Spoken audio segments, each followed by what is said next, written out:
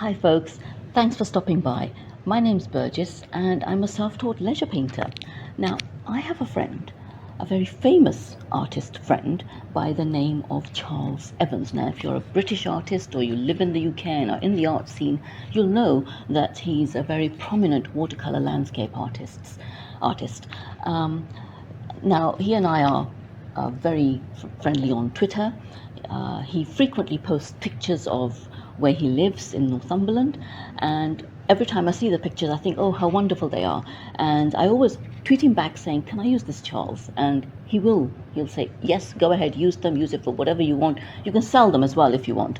So there's one picture that I particularly liked, and I'm going to show it to you. It's on my screen here. I don't know whether that's the picture there. Let's see if you can see it. I'm gonna try and bend it. It's a place called Rakes Lane near Northumberland, in Northumberland, near his home. And in the middle distance there, and I'm gonna enlarge it and say you can see a couple of dogs. That's Frank and Bert. These are Charles's dogs. So I asked him, can I use this? And he said, yes, go right ahead and use it. So today, what I'm going to do is to paint this picture. And I'm also going to tweet it to him and see if he likes it. And, well, it'll be a bit of fun, really. So, without further ado, let's get to the painting. And I hope you enjoy the video. Thank you very much. So let's get right to it.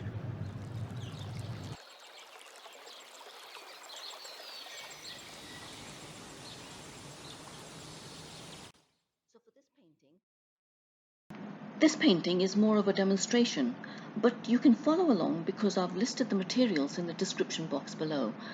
The paper I'll be using is the 155-pound rough surface, and I'll be using mainly watercolor, a little bit of gouache for the foliage, and white gel pen for the texture and blades of grass. I've already done the pencil work, and you can see there in the middle distance Frank and Bert. So let's get started. The reference photograph for this painting is one of dozens and dozens that Charles has posted over the last few years on Twitter. I particularly like this one. I mean, they're all very nice actually.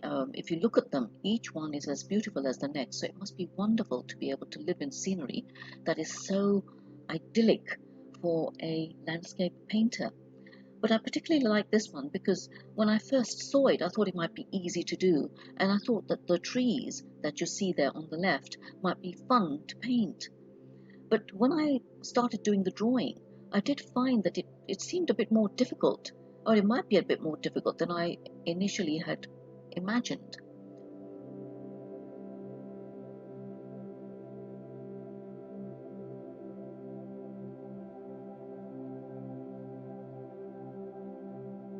That's why I did the drawing first, you see. I mean, and I actually did a quick painting to see if I was able to manage the trees, especially when they're not so far away that you can get away with a few brush strokes, and they're not so close that you have to paint every single leaf. So it was a sort of a middle of the road thing where you needed to give an impression of the trees. And I'd seen Charles try that technique in many of his videos. He's never actually painted this particular photograph. He's never painted this one. So I was sort of going blind on this one and just trying my own technique, remembering the sort of things that he tried, using the split brush technique, etc. So it was a bit of a challenge and a bit scary actually, especially when I was planning to record it for a future video and show it to Charles as well and see what he thinks. But I did find that certain parts of this painting were a challenge, which you'll find later on in the video, where I got the color a little bit too dark, and then I thought, right, I have to try and fix that somehow.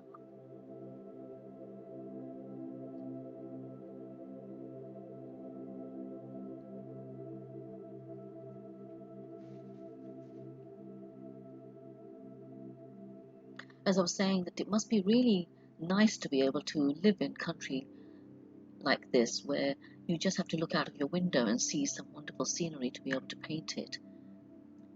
I mean, if you're a cityscape artist and you live in the city, then that's perfect for you as well.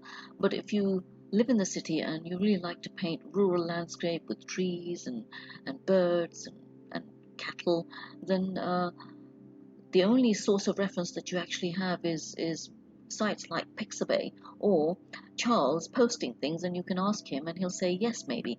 But it's always nice to be able to see something firsthand yourself and see if you can memorialize it and translate it into a painting. I mean, it's nice that I was able to, very generous of Charles to allow me to use his reference photos. But it's always nice to be able to do it yourself. I mean, I live in the city, so I don't get to see things like this, which is a bit of a shame, really, because I like scenery like this, and it's always nice to be able to paint it. When I was working in London, I used to travel up and down the country for work, for business-related activities, and we'd take the train from London up to Edinburgh, up to Scotland, up to Birmingham, and up to everywhere in the country, and we'd go through some wonderful scenery. But we didn't have cameras in those days, not ones that are readily available. So and memories sort of fade, so you don't really remember what they look like. But I do remember one thing, that the scenery was idyllic, very beautiful, and this is something that is wonderful for an artist to have. I did remark to Charles once that, oh, you're so lucky living in a place like this. And Charles said to me, it's not luck, I chose it, which is a good thing, actually. Good for him.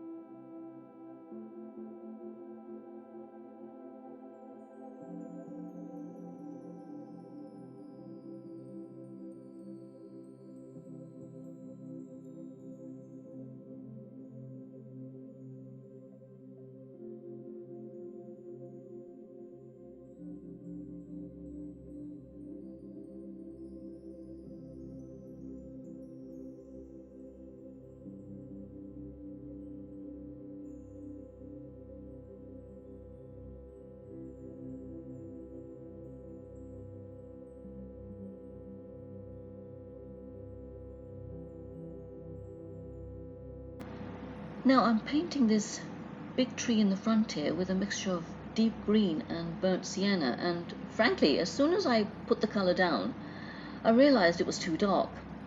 Now, then I thought to myself, what do I do? That's where I had the idea to use a little bit of gouache to bring back some of the highlights. I mean, I did try and bring them back with a bit by lifting using the brush, but it didn't really work out as well as I'd like to. I mean, you can see how dark that red color is, that green color is, and it's just too dark.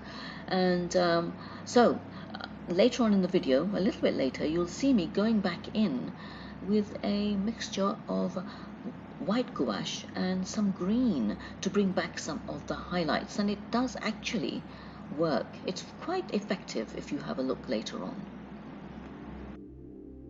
So, rule of thumb, check the color on another piece of paper. To be fair, I should give you a tip. Some people like to paint from tubes, and some people like to paint from pans.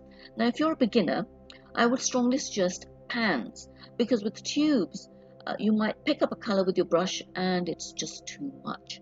And you're going to think, what shall I do with it? It's going to be it's going to be paint wasted if I wash it out. So you think, okay, I'll try and use it.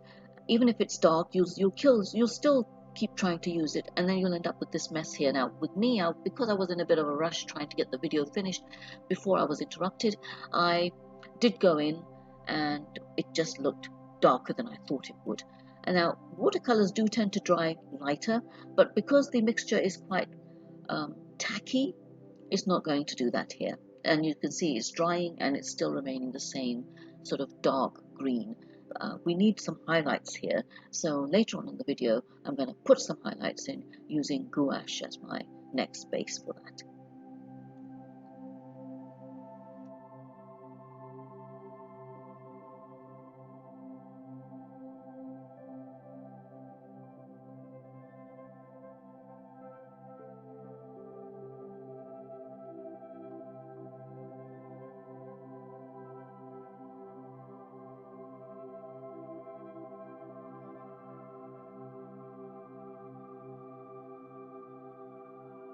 So this is where I made up a mixture of white gouache and some green to put some highlights back in, and as you can see it does look a lot better. And if you see, the center of the tree is still dark, and in the photograph it's dark as well. For some, it looks like there's some sort of deep shadow in there, and it's like you can look right into the bush there. So it actually works.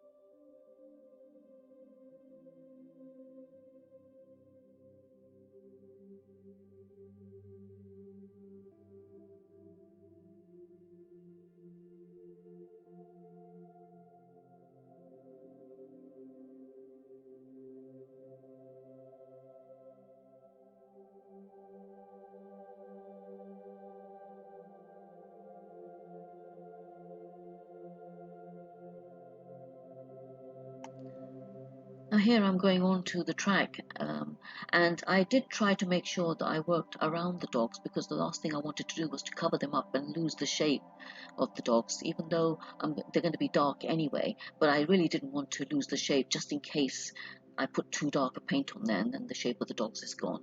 So this was the hardest part actually, the track.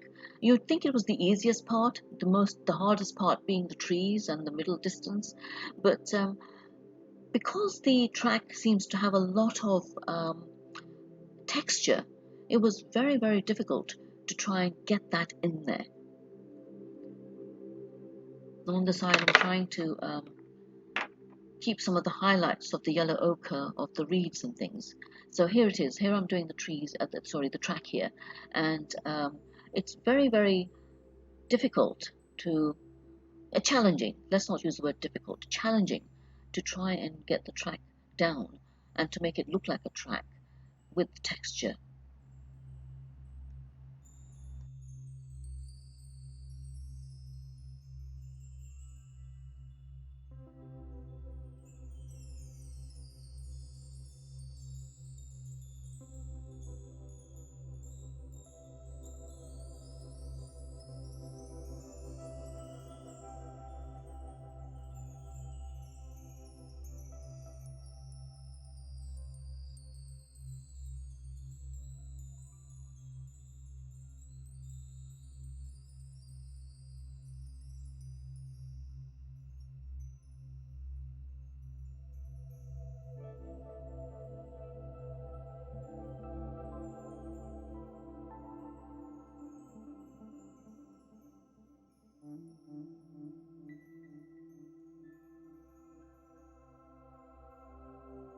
at this stage, may I ask you to consider subscribing to my channel if you find this video of interest and of value to you, or even entertaining.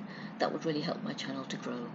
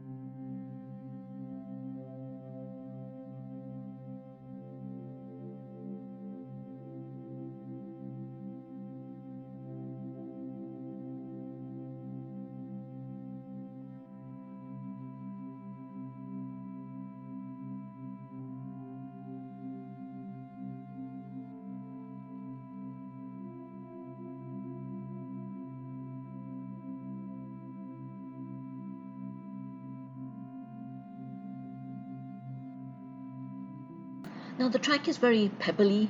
It's got loads and loads of little stones in it, white stones, dark stones, and in order to give it some texture, I decided to do a bit of splattering rather, with my paintbrush, just to make it look like there are little rocks and pebbles in the middle distance there.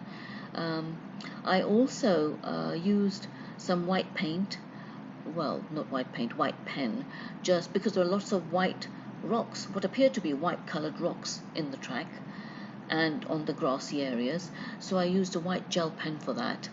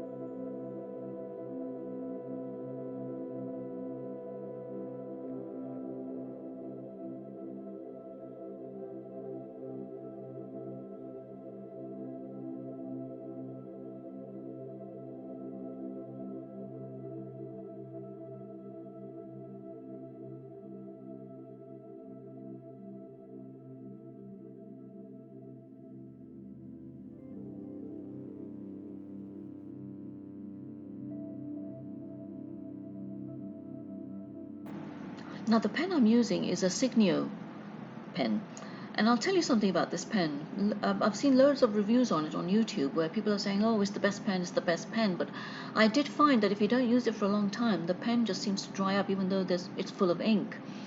And you could sort of scrub the tip against anything to try and get it to work again, and it just did not.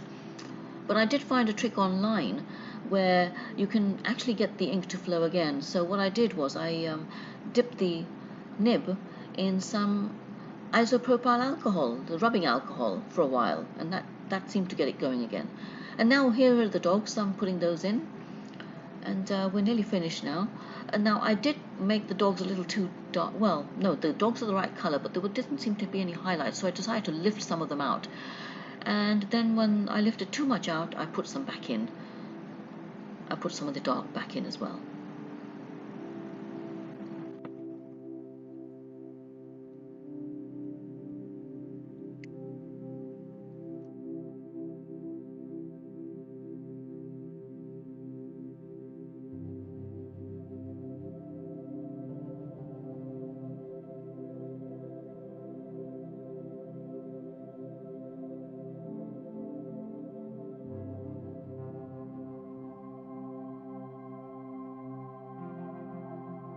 And there we are, my painting of Rakes Lane in Northumberland.